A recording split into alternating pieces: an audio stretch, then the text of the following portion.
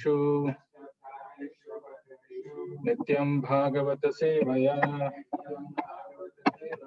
भगवती उत्तमा श्लोके भक्तिर्भवति नैष्ठिकी. So, welcome all of you to this third session of journey through Bhagavad Gita. And today we have a very interesting and important topic from Bhagavad Gita. It's Guru, or the spiritual master.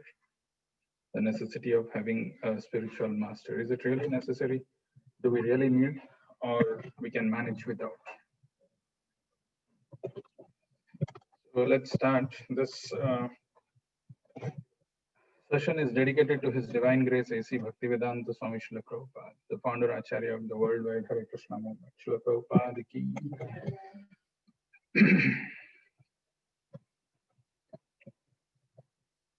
Let me start with a real life incident, a story from Prabhupada's life. As you all know, Prabhupada has put a lot of emphasis and stress on these transcendental literature, on these transcendental books that he has written. Irrespective of his busy, demanding schedule of traveling, one thing was very constant, that he used to get up early in the morning and write these books. And rightly so, Prabhupada says one of the principles of our Krishna consciousness is books are the basis. Right? So on one such day, when Prabhupada was busy translating these books, early morning, very early, the early hours, there was a disturbance outside. So Prabhupada used to have a bell to call his personal assistant. So he called for his personal assistant, and when he came, Prabhupada chastised him, saying that, are you not careful or mindful of this noise being produced? Don't you know that I have to meditate on these words very carefully, because these books are going to be the guidebooks for the next 10,000 years. And rightly so, the good fortune that we have, apart from this worldwide movement which is created by Srila Prabhupada, is his immense contribution in the form of this transcendental literature. Each word in Bhagavad Gita is powerful. And each word, the way Prabhupada has explained, is something which we need to understand very carefully. So when we are trying to summarize the summary of Vedas, Bhagavad Gita, which is a condensed version of the entire Vedic literature, in a matter of 6 sessions, we have to be even more careful and attentive. So there is the emphasis on paying attention to these words, verses, cannot be said enough. They're always stressed and they're always mentioned. There is a quote from Srila Prabhupada's biography in the Lilamrita, which is written by Satsurup Das Goswami, 3rd volume. He's saying he was ready to speak with the hippies all day, but the early morning hours were the special time for his literary work. Reaching face to face to the conditioned souls was important. He had come here to preach, but he had picked these early hours to speak intimately to the whole world through his books without disturbance. It's a very important point. I mean, it's a very important and a significant point, because Prabhupada, despite all his busy schedule and so many things that he wanted to accomplish, never compromised on these early hours where he was less disturbed, or where he was absolutely without disturbance, and he was focusing on translating this translating this literature.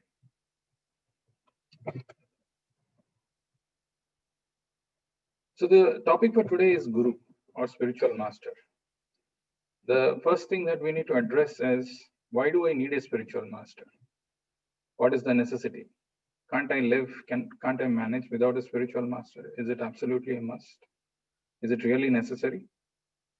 And we will try to focus from Bhagavad Gita and understand what is the need or what is the necessity of having a spiritual master.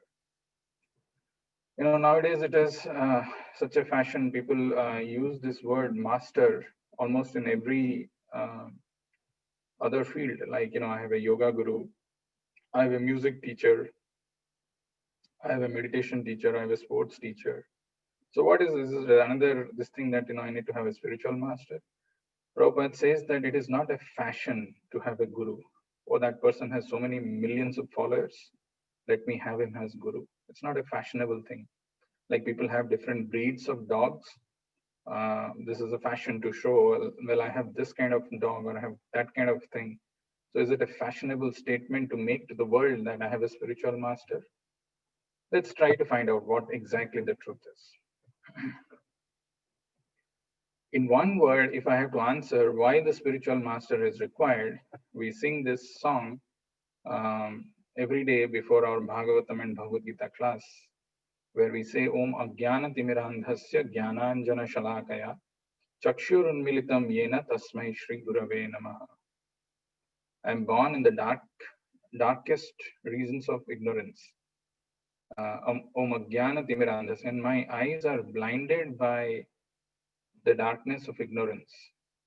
Om Ajnana Timirandhasya, and the spiritual master with a torch of knowledge opens my eyes. Unto that spiritual master I bow down, I offer my respectful obeisances. So a spiritual master is one who imparts transcendental knowledge. One line answer. But I may not be convinced. I may question, why transcendental knowledge? Why do I need transcendental knowledge? I have got so many different knowledge. I have got so many branches of knowledge. I've got PhD, I've got double PhD, masters. I've already learned so many material knowledge. What is the necessity of having transcendental knowledge?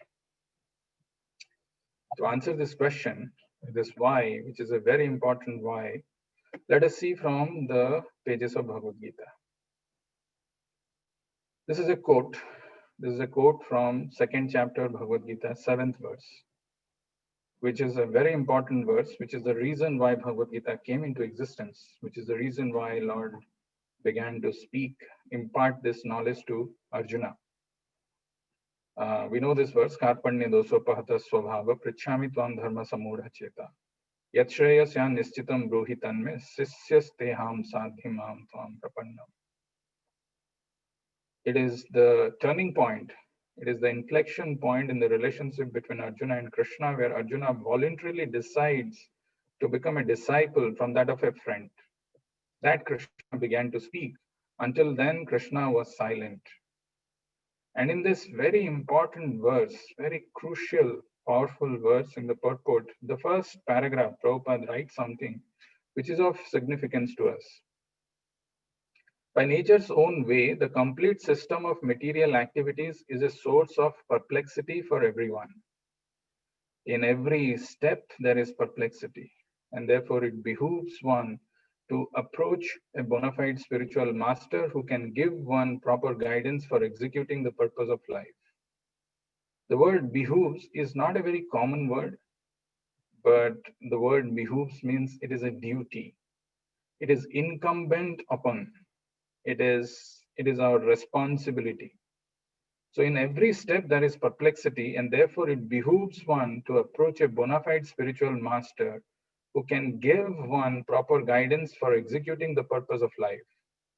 All Vedic literatures advise us to approach a bona fide spiritual master to get free from the perplexities of life, which happen without our desire. They are like a forest fire that somehow blazes without being set by anyone. Similarly, the world situation is such that perplexities of life automatically appear without our wanting such confusion. No one wants fire, and yet it takes place. and we become perplexed. The Vedic wisdom therefore advises that in order to solve the perplexities of life and to understand the science of the solution, one must approach a spiritual master who is in the disciplic succession. A person with a bona fide spiritual master is supposed to know everything. One should not therefore remain in material perplexities, but should approach a spiritual master. This is the purport of this verse. Since I have a lot to cover, and these are really, this requires attention, not just one glance, not just cursory glance, but repeated meditation and contemplation. I want for the next 45 minutes, I want all of you to pay attention to these important things, which is revealed in Bhagavad Gita. In this small purport, not just the purport is a big one.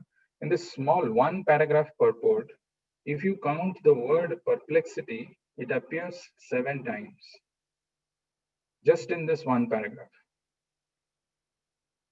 So it is telling by nature's own way, the complete system of material activities is a source of perplexity for everyone. See, pay attention, the word is everyone. Doesn't matter what knowledge I have, what background I'm coming from, how much of money I have, how much of intelligence I have. By nature's own way, the complete system of material activities, the entire material activities, is a source of perplexity for everyone. And then he's telling in every step. So it is no exception. For everyone, this is a source of perplexity. And for in every step also, in every step there is perplexity. And therefore it behooves one to approach a bona fide spiritual master who can give one proper guidance for executing the purpose of life. And the other important word, if you see, the word perplexity is there. I mean, there is no one, it's for everyone it is mentioned.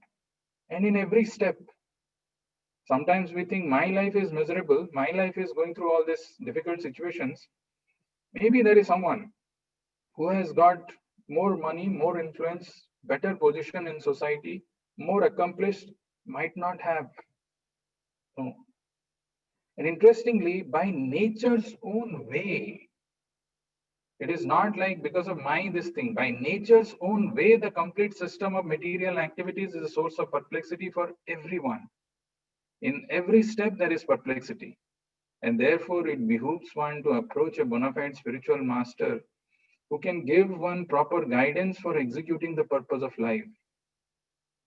Therefore, it is important that one should approach a proper bona fide spiritual master coming in disciplic succession who can actually give him relief from these perplexities of life. Nowadays, people come and say that they have some pain in their stomach. Can the guru give solution, some medicine for that cure? Spiritual master is not meant for all these things. For that, doctors are there who know better the body and they can give solution. Spiritual master is one who can release the soul from the entrapment of this body.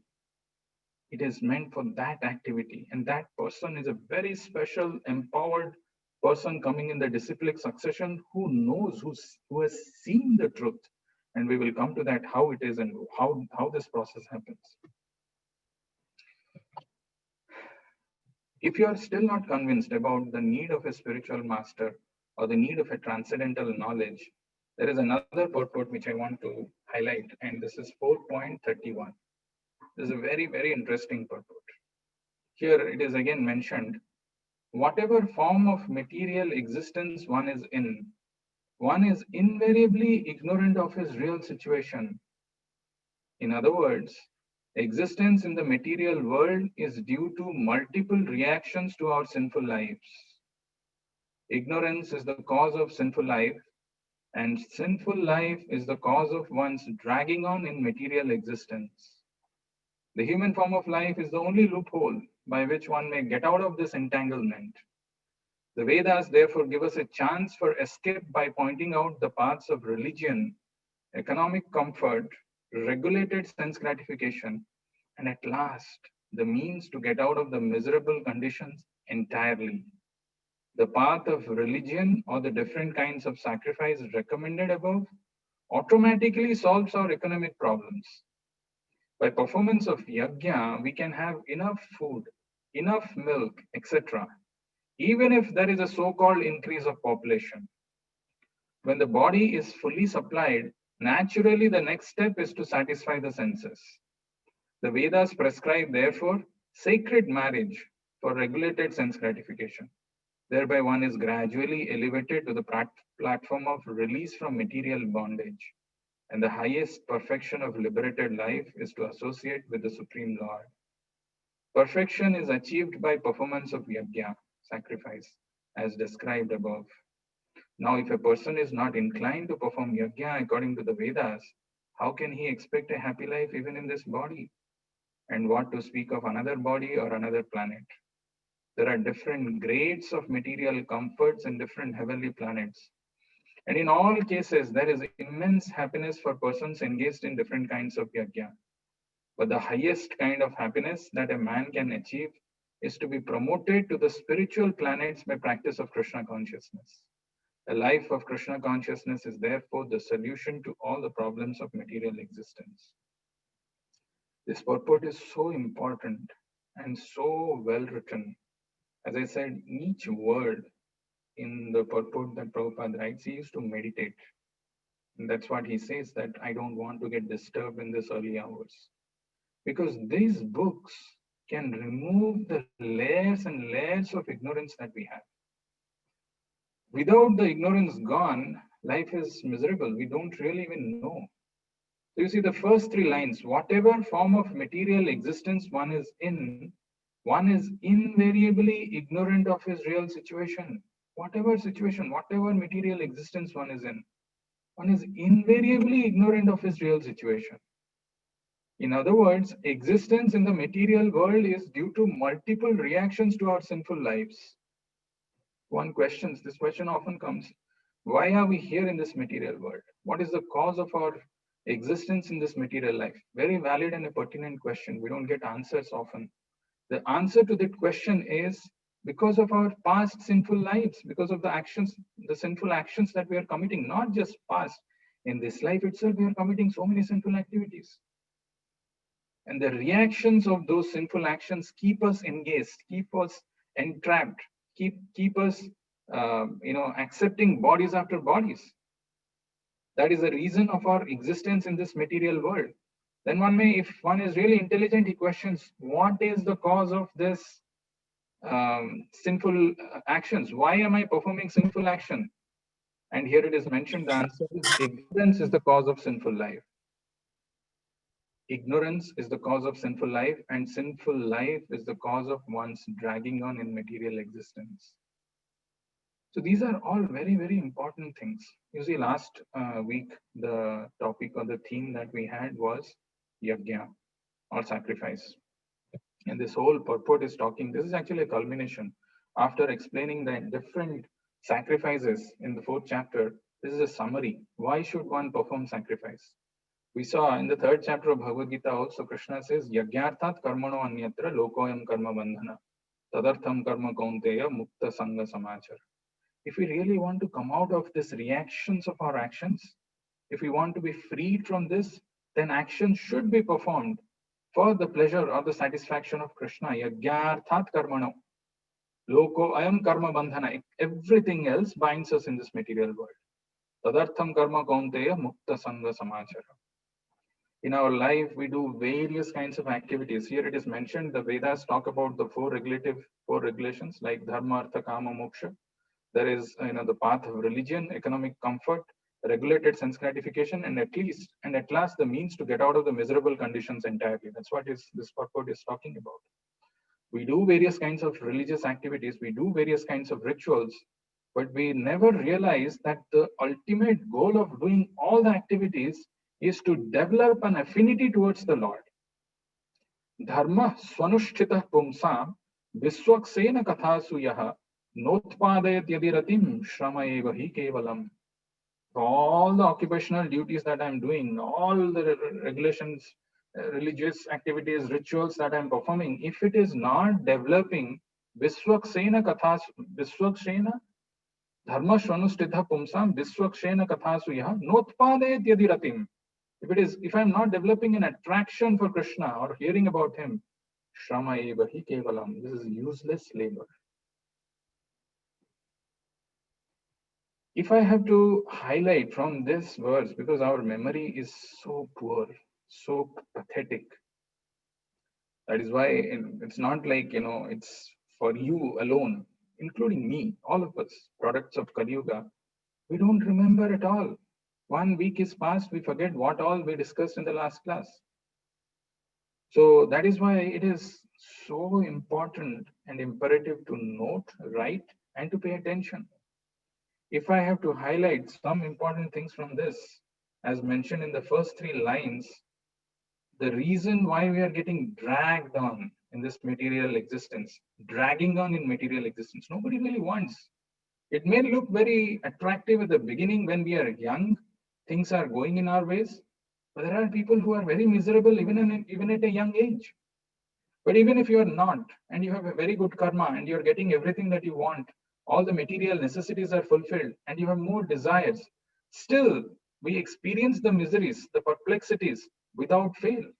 We go through a miserable existence in the form of experiencing diseases, in the form of experiencing old age, and ultimately death, where everything is snatched and taken away from us. So that is why the word used here is dragged on, dragging on in material existence. We are dragging on in this material existence, and the reason for being dragged on is our sinful life. The sinful activities that we perform becomes the cause of our getting dragged on in this material world. And the cause of the sinful life is ignorance. I don't know if you have ever felt like this, but there is a situation of helplessness. There is a situation of being powerless. There is a situation of I don't know what to do. I'm in a very precarious situation and I want to come out. I don't want to be in this kind of a situation. That kind of a feeling comes. That feeling is not just when we are going through difficult situations, but often also in our inability to restrain ourselves to act sinfully. Sometimes we know that this is not good, this is not right, I should not be doing this, I'm not supposed to engage in this sinful act, this is not good, but I'm not able to have the spiritual strength to restrain, to restrict myself. Very rightly in 3rd chapter, 35th or 36th verse, Arjuna says, Atha kena prayuktoyam papam charati purushaha anichannapi varshneya baladiva nyojitaha. Atha kena prayuktoyam. By what am I impelled to act sinfully? I know this is not right. I know this is not good. But why am I impelled to act sinfully? As if being dragged. Atha kena prayuktoyam papam charati purushaha anichan. I don't have any interest. I actually don't want to. But still I'm not able to control myself.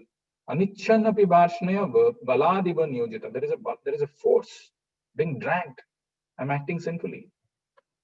And to answer to that question is such an important answer. We may take it granted. I know the answer, I know the words, but as I said, it is very important to contemplate and meditate on these words because these are all life transforming words.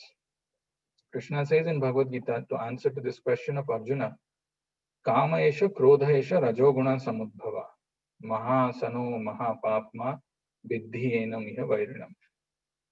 Kama esha krodha esha. It is lust only, O Arjuna, which is born of the mode of passion. Kama esha krodha esha rajoguna samudbhava mahasano mahapapma. It's all devouring. Mahapapma, and it is the worst enemy. The worst enemy of ours is not there outside, it is within. It is the desire, it is the lusty tendency. Kama esha, the desire to enjoy this material world, especially with opposite sex.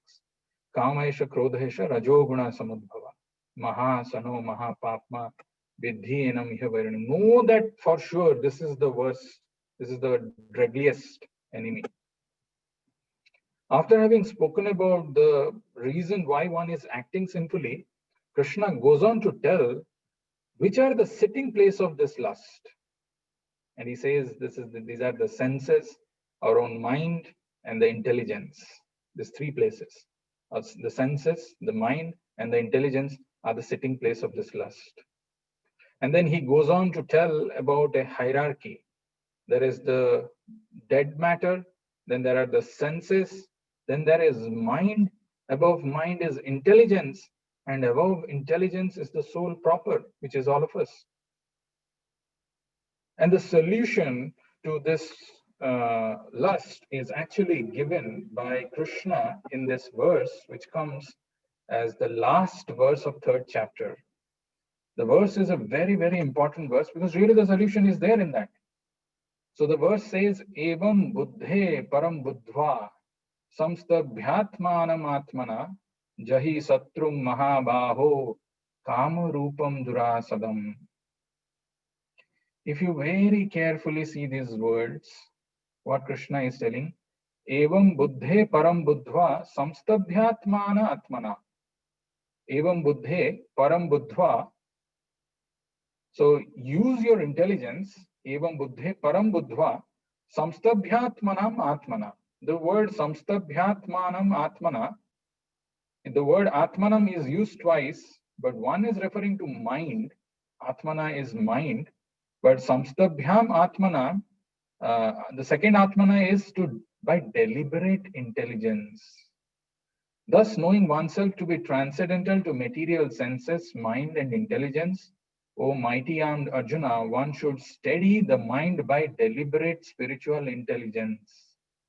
The word used there is samstabhyam atmana, as deliberate spiritual intelligence. So as I said, the hierarchy is the senses, above the senses are the mind, and above the mind is intelligence. If we really have to control the sinful activities, if we really have to get rid of this ignorance, then it requires deliberate spiritual intelligence. Samstabhyam atmanam atmana. Only when we have that deliberate spiritual intelligence, or the intelligence which is strong by the transcendental knowledge, can it control the mind? Can it control the senses? Can it stop us from doing sinful activities? Can it stop us from being dragged down in this material world? So the real clue is that deliberate spiritual intelligence, and hence the 4th chapter of Bhagavad Gita is entitled as Transcendental Knowledge. It is not about how intelligent we are in this material world. It is about developing that spiritual intelligence. And the 4th chapter is all about transcendental knowledge. And it's a very beautifully described, this whole chapter, the summary, if you see, where it comes and how this transcendental knowledge is developed by Krishna is something not right now. I can't go into this, but very, very nicely given. In summary, it talks about how this transcendental knowledge is not having origin some hundreds of years or thousands of years back, but millions of years back. And the source of this knowledge is Krishna himself, from whom the entire knowledge is coming. And he is imparting this knowledge to Raja Rishis. Evam parampara praptam imam rajarshayo viduhu. He is giving this knowledge. And also Krishna says, by getting this knowledge, what will happen? Janma karma chame divyam evam yovetti tattvataha tyaktva deham punarjanma naiti mameti swarjuna. By knowing all this transcendental nature and the activities of the Lord, one will not take birth again in this material world, but again come back to him. And then he says, there are people who do not know this and they surrender to Krishna in different ways. Ye yatha mam prapadyante tam tatheva bhajamyaham. As you surrender unto me, I reciprocate accordingly. And then he talks about different kinds of sacrifices. And he says, ultimately, all these sacrifices culminate in transcendental knowledge. Without transcendental knowledge, one cannot come out of this perplexities of this material world. Impossible. It's not possible. And having spoken about all these different, the transcendental knowledge, then how we should engage, how we should regulate our activities by performing sacrifices, and how all these sacrifices culminate in transcendental knowledge, he reveals how this transcendental knowledge can be received. What is the process? How do I receive this transcendental knowledge? Because that's what we are interested in. And that is what is today's verse. But before I go to today's verse, I want to ask you, what is a loophole? Anybody wants to go for it? What is a loophole? Hey, Gokul, good to see you. Sorry, I didn't look at you. Gokul, why don't you go for it? What's a loophole? It's usually an unintended gap in some sort of rule. You have a rule, but there's some sort of there's an unintended gap in the rule that allows people to take advantage of the rule and use it for their own benefit. Interesting, right? Yeah, absolutely. There is a system which is there, but there is a flaw. There is a way that you can take advantage of the system which has been set. I don't know if you paid attention, but the purport that I read, there is a word, the loophole used by Prabhupada, and it is a very important thing to remember in life. What is that purport is saying? The human form of life is the only loophole by which one may get out of this entanglement. You see, this complicated cycle of birth and death, this material existence, it is so perfect by nature's own laws, by nature's own arrangement. We are getting dragged, we are getting bodies after bodies. But this human form of life is the only loophole. Imagine how rare and how important this human form of life is. This is the only loophole by which one may get out of this entanglement. So it is important to remember that this human form of life, if I waste, if I do all other activities and never inquire about the spiritual knowledge, about spirituality, my life is gone. It's the only loophole which is there. Now let's come to today's verse in 4th chapter, where Krishna actually talks about how do I receive this transcendental knowledge? What is the method? And this verse, somehow I got inspired to speak on this verse based on the last Bhagavatam class where Balram Prabhu spoke about this verse. And this verse is such an important verse because I don't know to all of us, but to some of us in our ashram, it was told that we should remember and memorize the entire purport. And I'll tell you how significant that purport is, the remaining time that we have. Let's read the verse first. Tadviddhi pranipaten pariprashnen sevaya upadekshanti te jnanam jnaninas tattvadarshinaha. I'll read the synonyms and translation myself because all these words are very important. Tat, that knowledge of different sacrifices. Because we may not know even what that word tat is, because he's referring to all the sacrifices. That knowledge of different sacrifices, vidhi, try to understand. Pranipatena, by approaching a spiritual master. Pariprashnena, by submissive inquiries. Sevaya, by the rendering of service. Upadekshanti, they will initiate. Te, you. Jnanam, into knowledge. Jnaninaha, the self-realized. Tattva, of the truth. Darshinaha, seers. Translation and purport by His Divine Grace A.C. Bhaktivedanta Swami Srila Prabhupada. You see the beauty of this verse. Translation. Just try to learn the truth by approaching a spiritual master. Inquire from him submissively and render service unto him. The self-realized soul can impart knowledge unto you because he has seen the truth. I'll read it again. Just try to learn the truth by approaching a spiritual master. Inquire from him submissively and render service unto him. The self-realized soul can impart knowledge unto you because he has seen the truth. And the purport.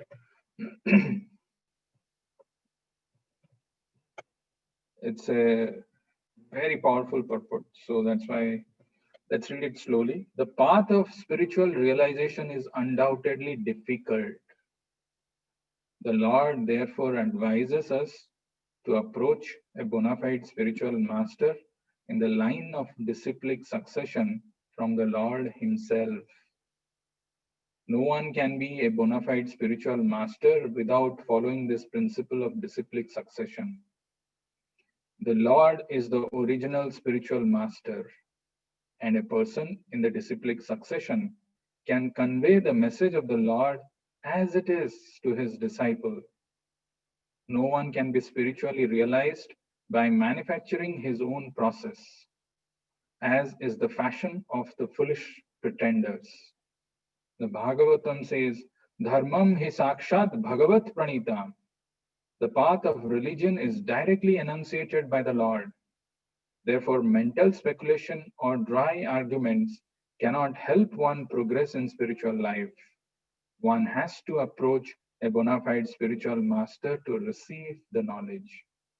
Such a spiritual master should be accepted in full surrender, and one should serve the spiritual master like a menial servant without false prestige. Satisfaction of the self-realized spiritual master is the secret of advancement in spiritual life. Inquiries and submission constitute the proper combination for spiritual understanding. Unless there is submission and service, inquiries from the learned spiritual master will not be effective.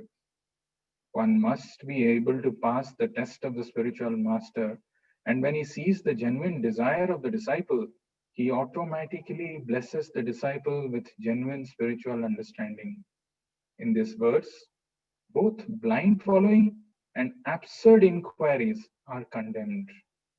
One should not only hear submissively from the spiritual master, but one must also get a clear understanding from him in submission and service and inquiries.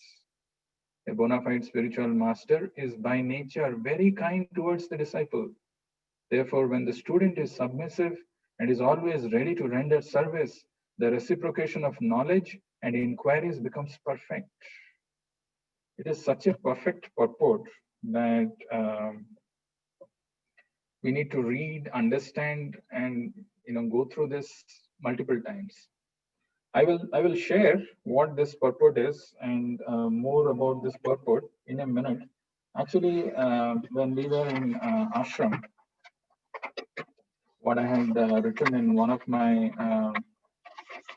notes, I could see that at least there are 4 important points which is mentioned in this verse, in this purport, and I'll show a little more breakdown of the purport for us to understand. But the 4 important things which this purport talks about, the first thing, if you see the first line, is the path of spiritual realization is undoubtedly difficult. It is not about a mundane scholarship of knowing some things. No. It is not about remembering and reproducing. That is good. That is one way. But the spiritual realization is undoubtedly difficult. That means it is definitely difficult. That is why the word used here is, if you pay attention in the words, tattvadarshi. Tadvidhi pranipatena pariprashnena sevaya upadekshanti te jnanam jnaninas tattvadarshina. Tattvadarshina is one who has experienced or who has seen, who has realized the truth. He doesn't have to go back to book and start, referring and reading and then reproducing. No. They have realized the truth. They have seen the truth. They can tell us. They can show us, because they actually, he has. It's not like the spiritual master is like one. Sometimes when we take up to this process of devotion and start reading some Bhagavad Gita, these verses, we know some things and we start talking about it. But when it comes to actual realization of this knowledge that I'm not this body, I'm spirit, soul, even that fundamental thing, we are not properly fixed. So that is why the path of spiritual realization is undoubtedly difficult. The Lord, therefore means hence. Hence, the Lord is advising us to approach a bona fide spiritual master in the line of disciplic succession from the Lord himself. This is a very important, again, another important characteristic, because nowadays, so many organizations are coming up. When did your organization start? 1945. Great. What was before there? I don't know.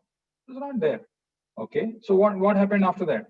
Somebody came, he started speaking, and whatever he spoke, that's what we thought is the right thing. Based on my understanding, based on my knowledge, I feel this is the way it should be. Who cares what you feel? What is your opinion? The Lord therefore advises us to approach a bona fide spiritual master in the line of disciplic succession from the Lord himself. Lord is the source of knowledge. The Vedas are coming out from him. And he has imparted this knowledge, and there are 4 bona fide disciplic succession. There are 4 paths that one can approach, one can go. Brahma Madhva Gaudiya Sampradaya, Lakshmi or Sri Vaishnava Sampradaya, or one can go into the Kumara Sampradaya or the Rudra Sampradaya. There are 4 bona fide disciplic successions. And only when one goes there, that, one comes in touch with a spiritual master who has received the knowledge from his spiritual master, all the way it goes to the Lord. That the knowledge received is perfect. No one can be a bona fide spiritual master without following this principle of disciplic succession. If somebody claims that he is someone who became self-realized by his own efforts, he doesn't have a guru, he doesn't need, or probably he just started something. And there is large following. There are large followers, and they talk anything based on my understanding of life. Who cares about your understanding of life? One has to go by the scriptural injunctions. One has to follow in the disciplic succession. One has to come in the line of disciplic succession, because the Lord is the original spiritual master.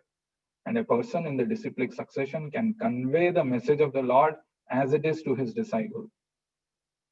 So the 4 things which are very important in this purport.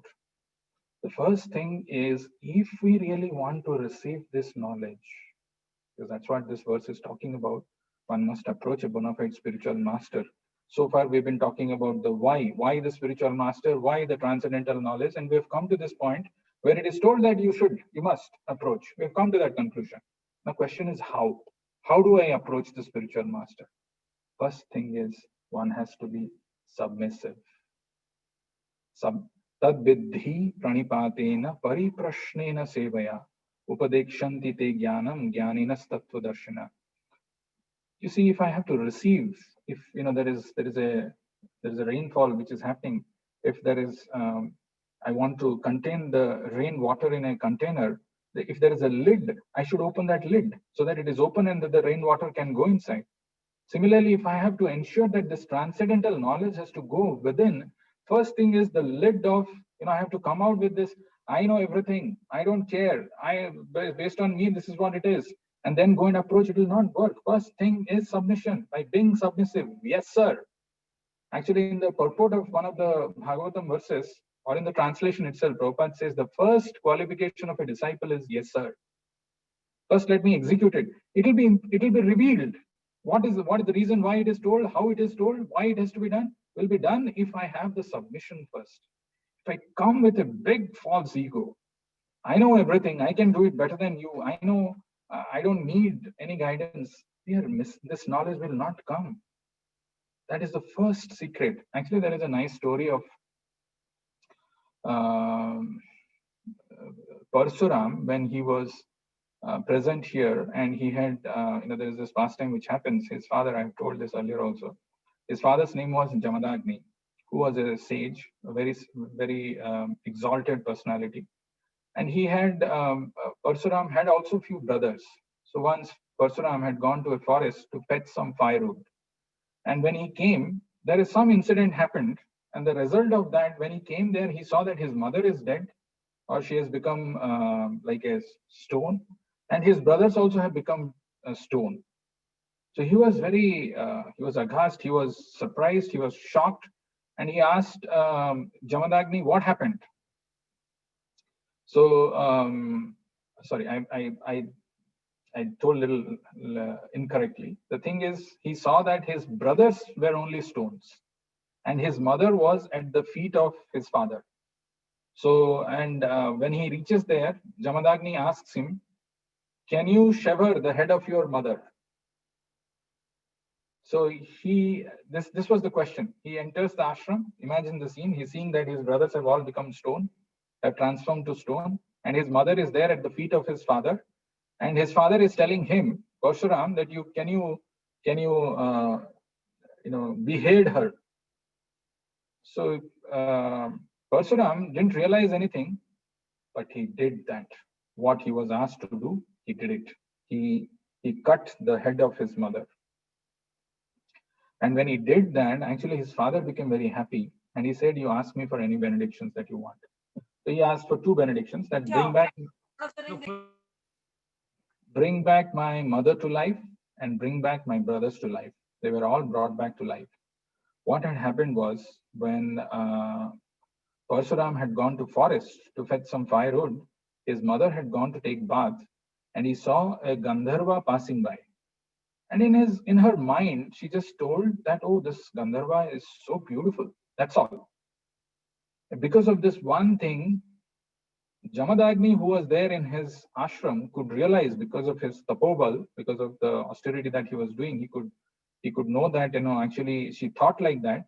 And as per him, he thought that she has become unchaste. So he asked his other sons to kill her. They didn't do, they refused. And when they refused, they were turned to stones. And then, Parsuram came and Parsuram did it. The reason I'm saying this is the first thing which is required is a yes, sir attitude. Yes. Because the moment we say yes, we are ready to follow the instruction of a spiritual master. That means we are saying no to the instructions of our own mind and senses.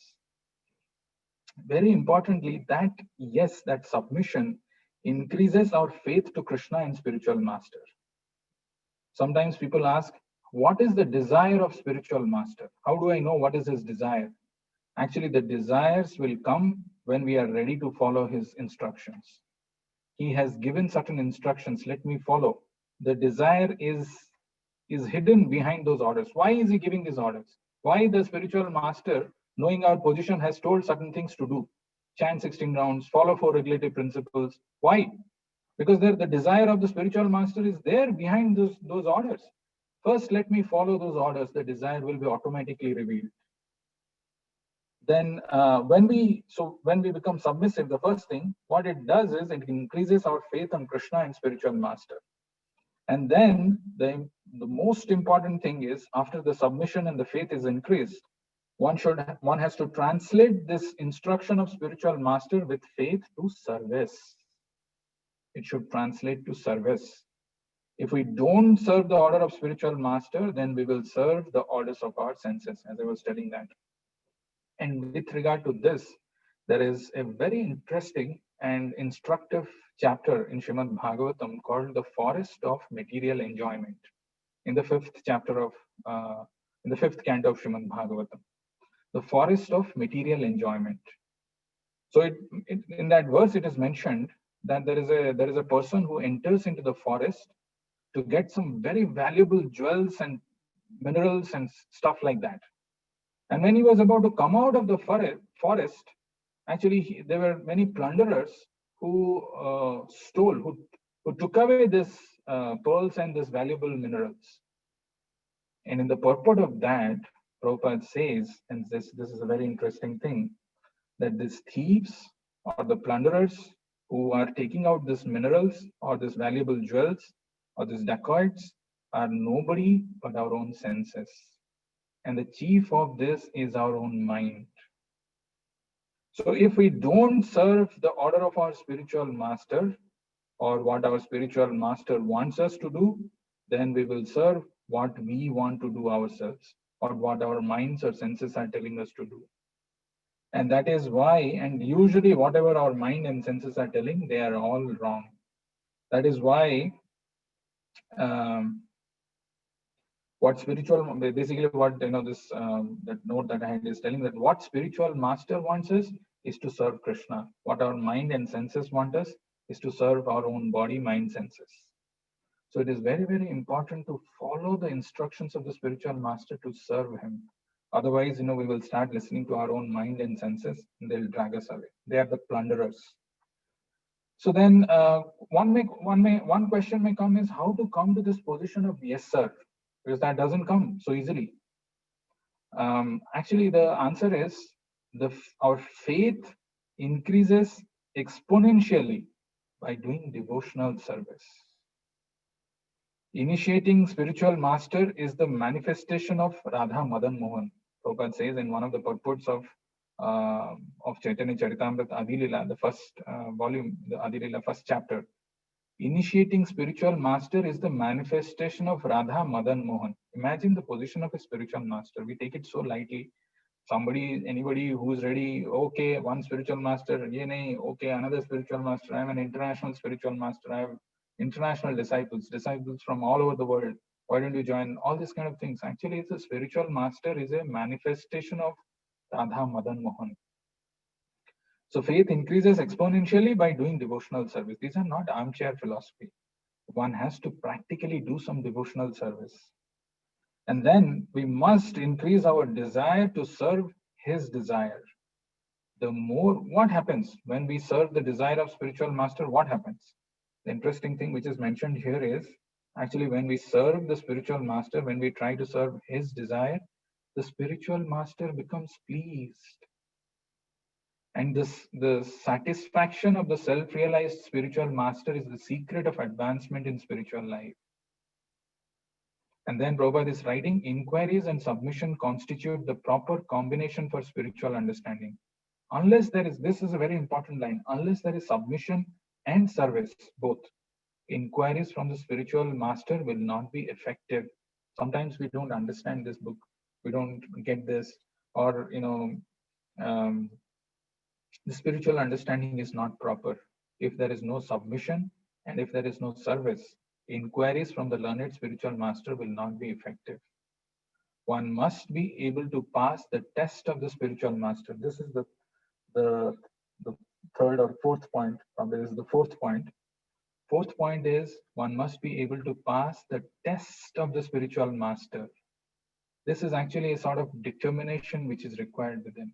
Not that the moment we take up to the process of initiation, our life is over. Everything is done. Now I've taken shelter. Everything will be finished. No, the spiritual master tests us. One must be able to pass the test of the spiritual master. That means certain amount of determination to continue despite being a failure, despite having not been successful is required. Not that there is a small challenge comes in my life and everything, the chapter of Bhagavad Gita, the chapter of devotion in my life is over and I go back to my material life. No, this is a test. One must be able to pass the test of the spiritual master. And when he sees the genuine desire of the disciple, he automatically blesses the disciple with genuine spiritual understanding. In this verse, both blind following and absurd inquiries are condemned. There are two more words which are used in this. One is called the menial service, and the other one is called without false prestige. Because of lack of time, I'm not going into this, but these two are very, very important.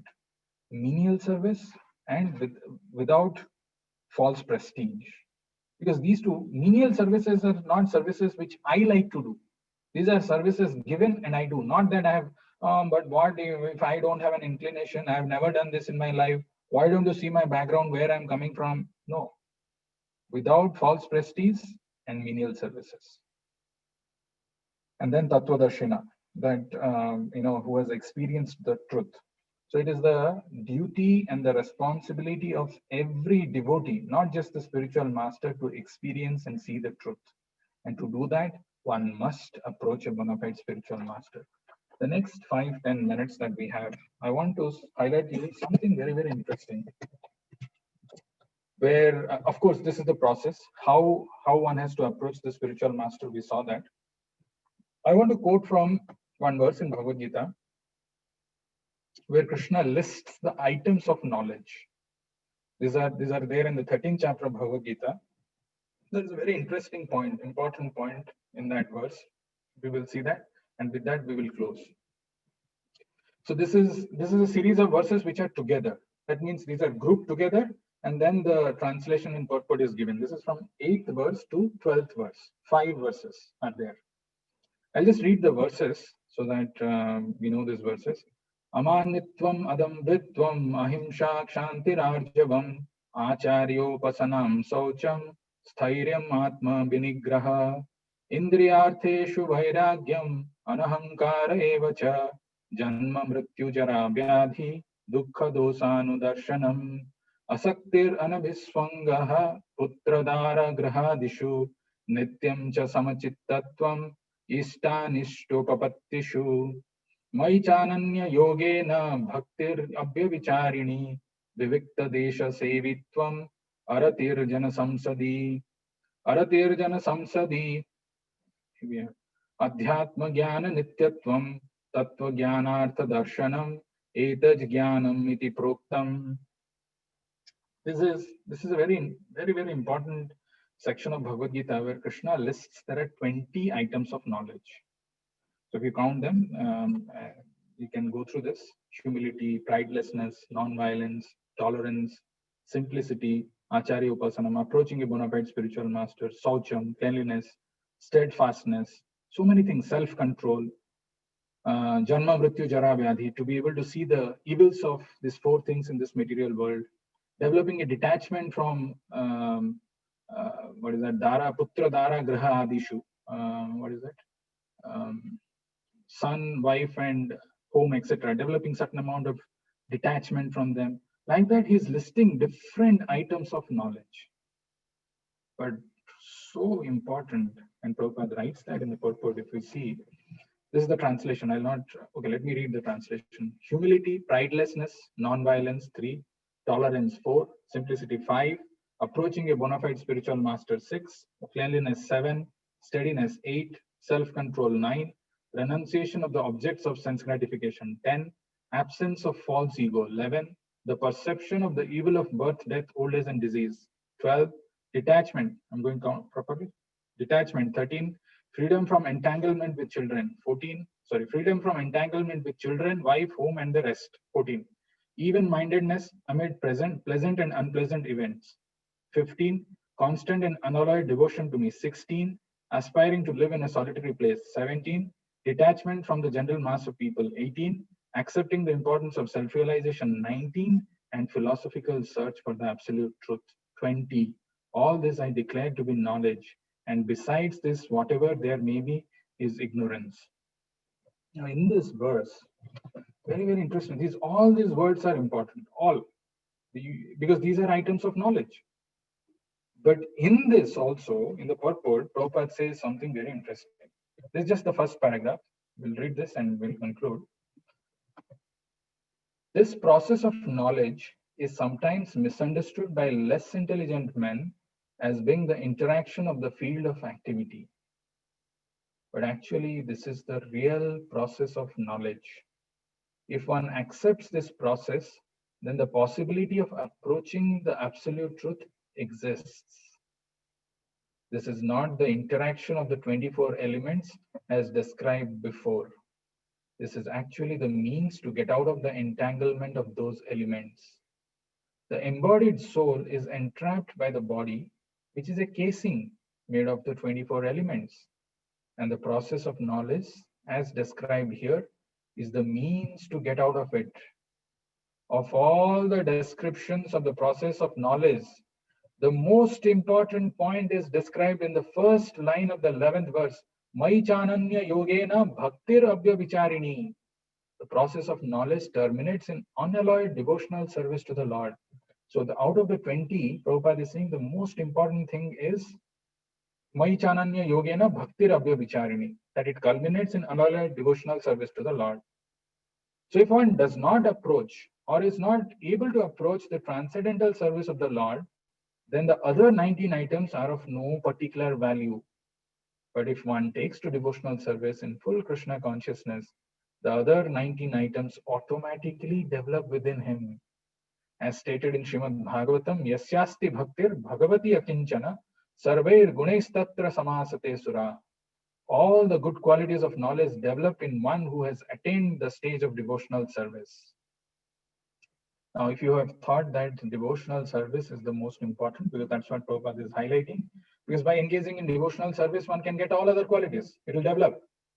Hold on. And here the next line, which Prabhupada is saying, the principle of accepting a spiritual master, as mentioned in the 8th verse, is essential.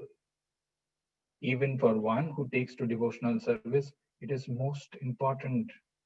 And then the most important line is, transcendental life begins when one accepts a bona fide spiritual master. Transcendental life begins when one accepts a bona fide spiritual master. The Supreme Personality of Godhead, Sri Krishna, clearly states here that this process of knowledge is the actual path. Anything speculated beyond this is nonsense. So this is the most important thing which I wanted to highlight. Out of the items of knowledge also, Prabhupada is writing that Abhya Vicharana Bhakti is the most important. But even in that Bhakti also, one has to approach a bona fide spiritual master. I'll stop here and see if you have any questions. Okay, by the way, I didn't go into this. The purport of 4.34 has 16 lines. 16 lines. And each of these lines, as I said, is, it's a lot to be unpacked. Let me read it for the sake of one more repetition, the 16 lines. First line, the path of spiritual realization is undoubtedly difficult. As I said, the path of spiritual realization is undoubtedly difficult. The Lord therefore advises us to approach a bona fide spiritual master in the line of disciplic succession from the Lord himself. Third, no one can be a bona fide spiritual master without following this principle of disciplic succession. You just cannot become, you have to come in the disciplic succession. The Lord is the original spiritual master, and a person in the disciplic succession can convey the message of the Lord as it is to his disciple. No one can be spiritually realized by manufacturing his own process, as is the fashion of the foolish pretenders. Why? Because the Bhagavatam says, Dharmam hi sakshat bhagavat pranitam. Path of religion is directly enunciated by the Lord. Therefore, mental speculation or dry arguments cannot help one progress in spiritual life. One has to approach a bona fide spiritual master to receive the knowledge. Such a spiritual master should be accepted in full surrender, first thing, and one should serve the spiritual master like a menial servant without false prestige. Satisfaction of the self-realized spiritual master is the secret of advancement in spiritual life. Inquiries and submission constitute the proper combination for spiritual understanding. Inquiries and submission. Unless there is submission and service, inquiries from the learned spiritual master will not be effective. One must be able to pass the test of the spiritual master, and when he sees the genuine desire of the disciple, he automatically blesses the disciple with genuine spiritual understanding. In this verse, both blind following and absurd inquiries are condemned. One should not only hear submissively from the spiritual master, but one must also get a clear understanding from him in submission and service and inquiries. A bona fide spiritual master is by nature very kind to the disciple. Therefore, when the student is submissive and is always ready to render service, the reciprocation of knowledge and inquiries becomes perfect. So that is the importance of this verse. Before I open it for questions, just a quick announcement that tomorrow morning we have a very interesting session from the pages of Srimad Bhagavatam. I request if you have not attended or not experienced, join us at 7:45 is the class, but the program starts at 7:15, where we have a beautiful, wonderful Aarti for the Lord. And there is a song that we sing called Guru Puja. It's a glorification of the Guru. And then at 7:45, we have the class as to how we can remain satisfied always in our lives. So join us to know from the pages of Srimad Bhagavatam. And the last announcement is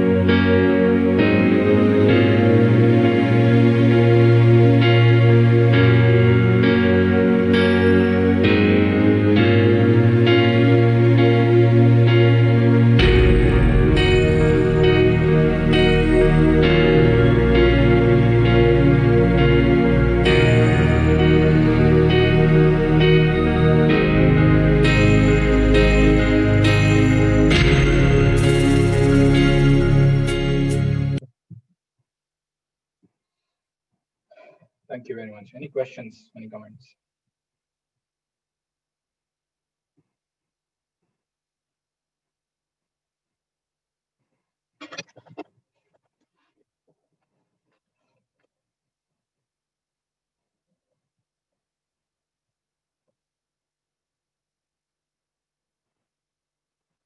All right. If no questions, no comments, we'll stop here. Tomorrow, the same time, we will have another theme from Bhagavad Gita. I'll share the details. Hope to see you all, and hope to see you come through this journey through Bhagavad Gita. Before we close, can I request all of you to come in front of your camera and raise your hands? We will chant once Hare Krishna Mahamantra and then close.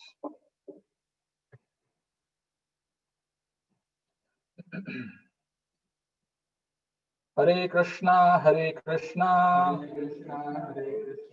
Krishna Krishna, Hare Hare, Hare Rama, Hare Rama, Rama Rama, Hare Hare. Grantara Srimad Bhagavad Gita ki, Jagat Guru Srila Prabhupada ki, Nitai Gaur Premanande. Thank you all for joining. Hare Krishna. Hare Krishna. Prithvi is happy.